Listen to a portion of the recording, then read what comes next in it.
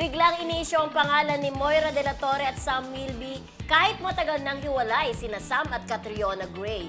Ayon sa mga bali-balita, si Moira daw ang isa sa mga dahilan ng paghihiwalay ng dalawa.